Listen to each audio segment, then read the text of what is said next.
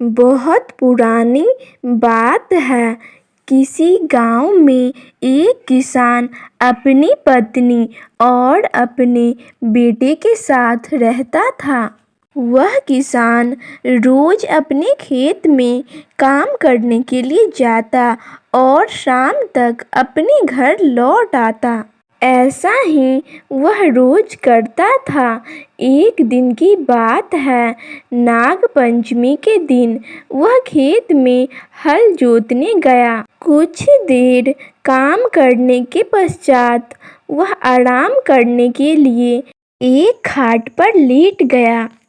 तभी उसका बेटा, जो कि सिर्फ 8 वर्ष का था, उसके पास आया।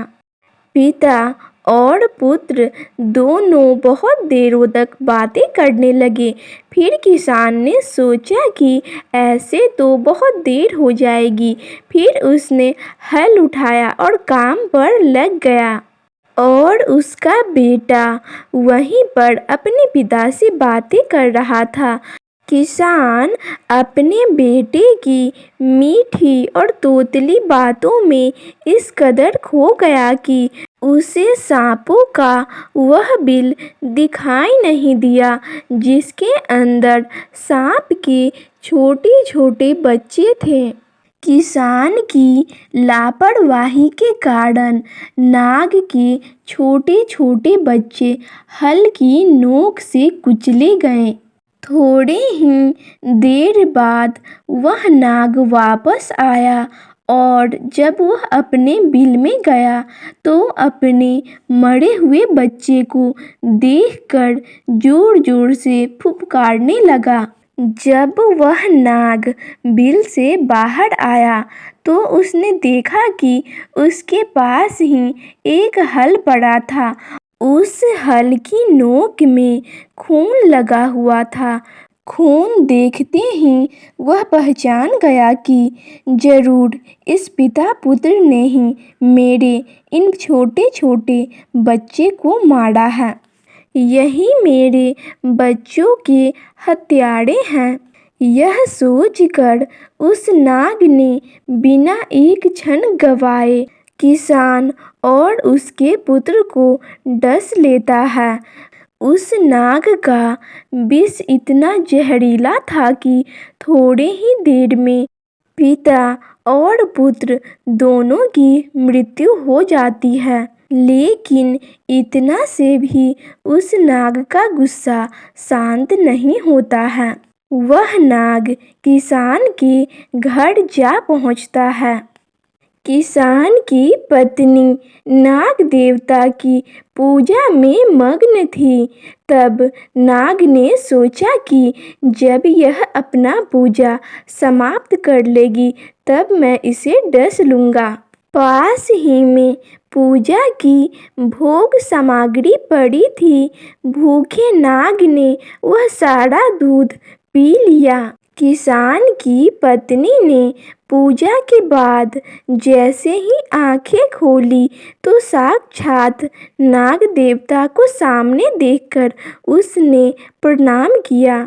अब वह नाग उसे कैसे डसता, उसे तो बड़ी ही शर्मिंदगी महसूस होने लगी। फिर उस नाग ने किसान की पत्नी को सारी कहानी बता दी कि वह क्रोध में अंधा होकर उसके पति और बच्चे को डस लिया, जिससे उन दोनों की मौत हो गई है।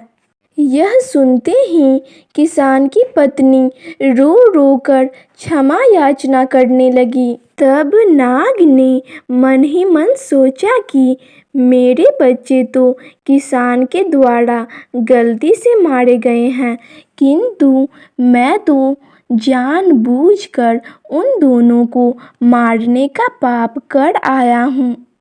फिर नाग ने किसान की पत्नी से कहा, तुम मेरे साथ चलो, मैं तुम्हारे पति और पुत्र का सारा विष चूसकर उन्हें जीवित कर देता हूँ। किसान की पत्नी नाग के साथ खेत में गई।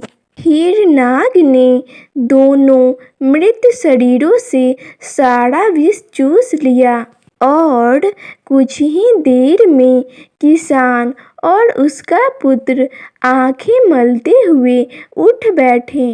फिर सबने मिलकर नाग देवता को नमस्कार किया और कुछ ही देरों में वह नाग वहां से ओझल हो गया।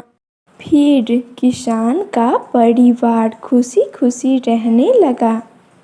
यह लोक कथा हमें संदेश देती है कि जो भी काम करो पूरा ध्यान लगाकर करो।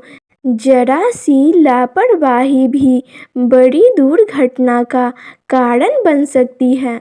तो आपको यह कहानी कैसी लगी कमेंट सेक्शन में ज़रूर बताइएगा। और अगर आप हमारे चैनल पे पहली बार आए हैं तो चैनल को सब्सक्राइब करना मत भूलिएगा एंड वीडियो को अपने दोस्तों के साथ शेयर करना भी मत भूलिएगा।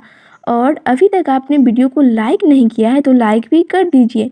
तो मिलते हैं नेक्स्ट वीडियो में, तब तक के लिए thanks for watching this video.